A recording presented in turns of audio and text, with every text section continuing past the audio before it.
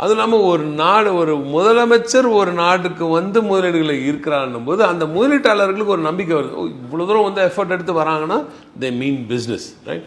தே மீன் பிஸ்னஸ்ன்றது அவங்களுக்கு புரியுது. இவங்க கிட்ட பேசலாம், ப்ரொஃபஷனலாக இருக்கும். நம்ம போகும்போதும் அப்படி ப்ரிப்பேர்டாக போகிறோம். நீங்கள் தலைவர் அங்கே வந்தாருன்னா காலையில் 9 o'clockலாம் பிரேக்ஃபாஸ்ட் மீட்டிங்லாம் எடுப்பார். 9 o'clock to அட்லீஸ்ட் டில் 6 வந்து ஃபுல் பேக்டாக போனாங்க.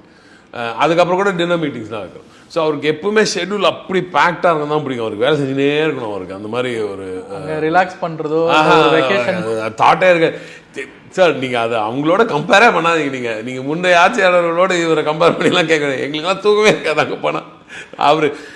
அவர் டைம்லேனே இருக்காது சார். அவர் பாட்டிக்கு முடிப்பார். இந்த டைமில் முடிச்சுட்டு அடுத்து தமிழ்நாடு டைமில் இந்தியா டைம்லைனில் சுற்ற அமைச்சிருவார். அங்கே டைம் லைனில் அங்கே இருக்கிற வேலைலாம் முடிப்பார். அடுத்து இங்கே விடிஞ்சிடும். இங்கே விடிஞ்ச உடனே இங்கே இந்த டைம் லைனில் போயிடுவார். அவர் தாத்தா மாதிரி அவர் தூங்கவே வராது. அவங்களுக்கு தான் சில பேருக்கு I think they just genetically made that. நம்மளுக்குலாம் தொங்கிடும். ஒன்றுமே அந்த அளவுக்குலாம் மேட்சே பண்ண முடியாது.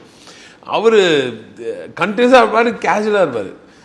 அடுத்த நாள் ஃப்ரெஷ்ஷாக அவர் அந்த மீட்டிங்க்கு வந்து அவர் தூக்கமே இருந்திருக்காது. ஆனால் எப்படா இப்படி ஃப்ரெஷ்ஷாக பேசுகிறாங்க, அந்த மீட்டிங்கோட துணுக்குகளை கேட்பார், என்ன டீட்டெயில்ஸ் கேட்பார், அதில் ஃபாலோ அப் கேட்பார்.